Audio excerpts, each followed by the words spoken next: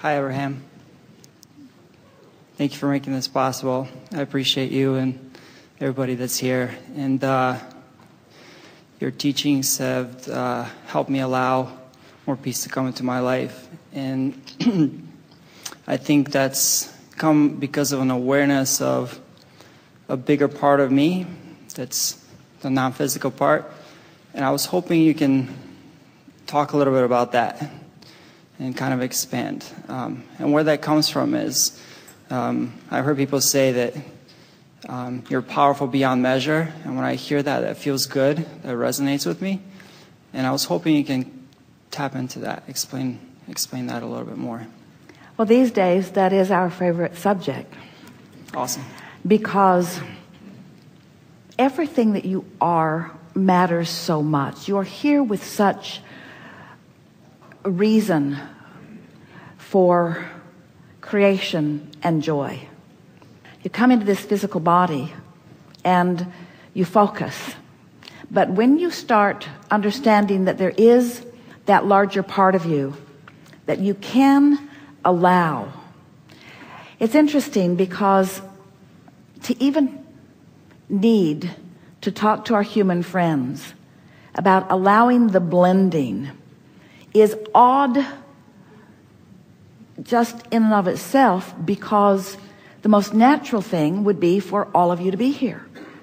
And all of you would be here focused in any moment in time if you hadn't picked up attitudes and beliefs along your physical trail that cause you to introduce into your own vibrational point of attraction a sort of discord, a resistant frequency, a different frequency that equals static in your signal that disallows the clear signal of who you are to flow. So let's just talk about what's going on with Esther right now, because she stands here in her physicalness. You can see her. We're utilizing her physical apparatus and her voice and her ability to find words that match the vibrational frequency. In other words, this experience could not be happening if it were not for Esther's participation in it. But beyond Esther's participation in it is a broader perspective that she is allowing and therefore translating. So this moment in time is a more powerful moment for Esther and for those of you who are participating here, because she's allowing more of herself to be present in this moment. Now, who is Abraham? Abraham is consciousness beyond what is physically focused. Abraham is a consciousness, a collective consciousness that everyone has access to. You just got to get on the vibrational wavelength of it. So when Esther was she born with the fullness of Abraham flowing through her? Well, the correct word would be yes. She was allowing all of that, but her exposure to life, and we're speaking of all of you in the same way, her exposure to life wasn't causing her to ask for things in a specific way. So the well-being was flowing and the consciousness was flowing. But as she spends more time moving through life and more times knowing what she doesn't want and knowing what she does want, she creates a vortex that is then attractive in nature. And so this has been going on with Esther for a very long time, until she heard about spiritual guides. She heard about meditation. She heard about allowing herself to quiet her mind. And when she sat to do that, not even really having any conscious awareness that this would be the result of it. In fact, there's a very strong probability that if she had known that this would be the upshot of that, she would not have done it.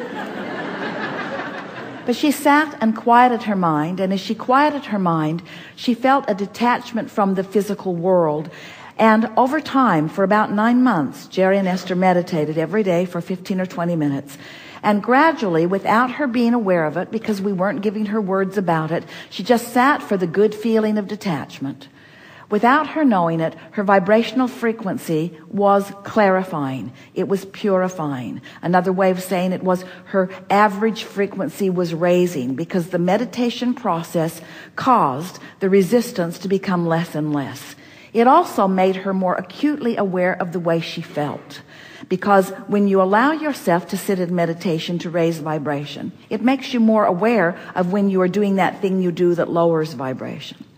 So then we began interacting with her. Now, the reason that we wanted to talk about what you're asking about in this framework is because we want you to know that in every moment of every day, you have the potential of allowing a larger part of you forward. And it happens to people when they get themselves often into a very precarious position where something really matters. Sometimes they feel a power beyond measure, as you say, a clarity beyond measure. Someone earlier today was talking about it coming in spurts. It didn't feel sustainable, but it is more sustainable than you know. The combination of powerful wanting and allowing of that power to flow through you is really what all of you intended as you came into this physical experience. Not one of you said, I'll go forth, mix it up, figure out what I want and deprive myself of it by my attitudes and opinions about things.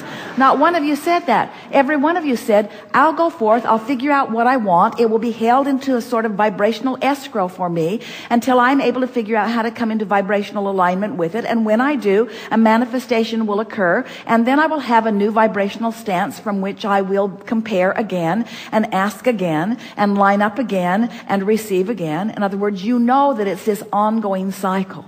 So when you ask a question about your inner being, about that larger part of you, we want to bring into the discussion the word blended or blending. We want you to feel the blending of you and you. And we want the understanding of blending to be so significant that it's not even the blending between you and you, it's just you. We just want you to be present. But who are you?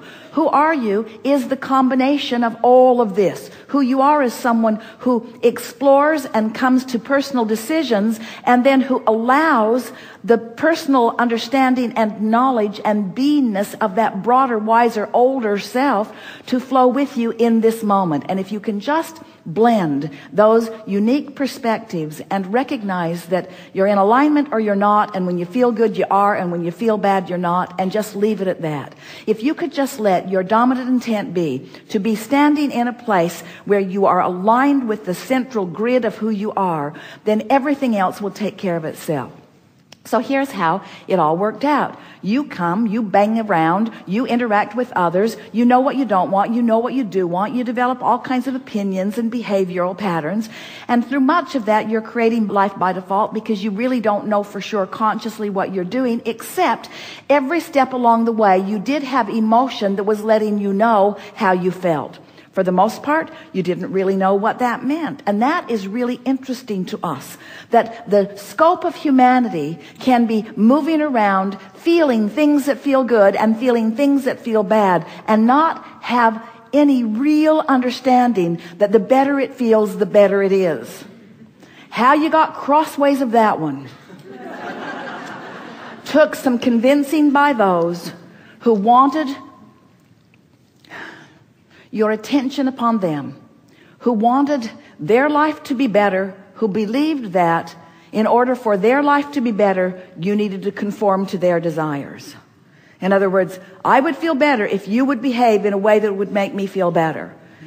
And if I can control you, I will, because my feeling good really matters to me. And if I can't control you, then I'll just get more forces around me to try to control you, because feeling good is what I really want. So when we come in answer to what Jerry was asking, and in answer to what Esther eventually began to ask, Esther wasn't asking much in the beginning. Jerry was the asker. Oh, he had questions, because he had been banging around with all kinds of people for a long enough time to know that there had to be much more to the equation of all of this than was understood commonly. And so he began asking those pertinent questions, those personal questions. Esther was just sort of bipping along, living happily ever after. She was allowing good things to come to her, and they did. And as Jerry and Esther came together, they equaled a sort of powerful combination where he wanted to know, often from a place of being vibrationally out of whack with what he wanted to know. And what Esther added to the equation was not enough interest in the subject to have an opinion that was in her way. They would drive for hours, and Jerry would say, how come you never say anything? And Esther would say, well, I don't know. And he'd say, well, what's it like for you to drive across the country? And Esther would say, it's nice. And he would say, well, what are you thinking about? And she'd say, there's a cow, there's a barn, there's a tree. She wasn't speculating about the problems of the world. She was involved in her now, but in a place of allowing, So now we're saying to you that you provide both of those perspectives. You come, you mix it up, you know what you don't want, you know what you do want, you put it into a vortex, and we hold it there for you.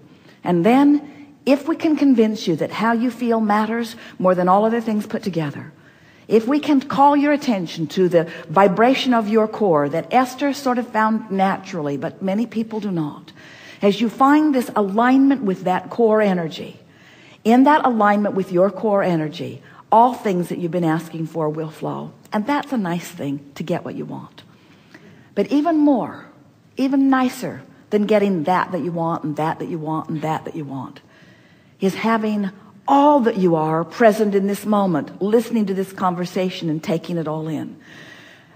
More wonderful than all of the things that you could gather is an awareness of your present moment, an awareness from broader perspective. More than all other things put together, our desire for you is that you are able to stand in your now and witness it through the eyes of Source. That when someone walks into your space, that you can know who they really are. Not who they've manifested themselves to be, because they might have some personal catching up to do. But who they are in terms of their vortex. Who they are in terms of what they've lived and what they've asked for. So that you can witness the wholeness of who they are, even before they know it. And that's what true upliftment is. This is a room full of teachers, a room full of uplifters, and that is your gift to the world. When you are able to see someone in their wholeness, even before they know it and are able to display it. When you are able to find the harmony of that which they really are, even before they even understand it, and hold so true to the vibrational frequency of your source and theirs, that they must conform to the alignment of who they are if they are to be seen or witnessed by you. In other words, they must conform, because that's who they are as far as you know. And if they don't, they bounce out of your experience. They move somewhere where you are not. They become invisible to you. They live on those islands that have nothing to do with you. When Jerry first met us, he said, Abraham, I've got the perfect plan for incarceration of those ne'er-do-wells. We should have islands, islands of rapists, islands of murderers, islands of thieves, islands of those, and then they can just join one another on the island and do that thing they do to each other. And we said, those islands exist. They are vibrational islands. You just have to decide what vibrational frequency is yours, you see. And the emotions within you are your key. If we can convince you that you are source energy in a physical body, and that you have infinite intelligence at your fingertips, and all things that are of interest to you can be attracted to you by you immediately. You just have to get that cluttered vibration out of the way, which is the only thing that has been keeping you off your signal enough that you haven't been tuning into it. Once you get hold of these thoughts, and we think we have laid out a pretty good process for you to understand it. Do you get it that you're vibrational? Do you? You sort of kind of do, don't you? And do you understand that you focus through thought? You do know that, don't you? And do you understand that law of attraction is bringing things to you that match the vibration that you're offering? And doesn't it make sense that by knowing what you don't want, you're able to discern what you do want, that there's a defining? And can you believe us when we say, this is the part that it sort of goes south for some of you. It's the part that we want to emphasize so that you can really, really get it. The source within you trusts so well that your exposure to life has caused you to know what you want, that the source within you lines up with that and radiates that signal. So if you know those things, if you know that that signal is being beamed and that your emotion is your clue to it, and then here's the last piece and the only piece that matters, you care about how you feel, then you're able to guide yourself into alignment with your grid. You are. You're able to do it, and you're able to do it often, and you're able to do it easily, and you're able to sustain it. You're able to do it frequently, and you're not freaking out if you're not able to sustain it, because you remember how you did it before. You went general. You got off the specifics that were bothering you until you tuned in to the frequency of who you are. And when you tuned into it, in the moment that you clicked into place, manifestation of feeling better ensued. Relief started sweeping over you, and then you began to feel the power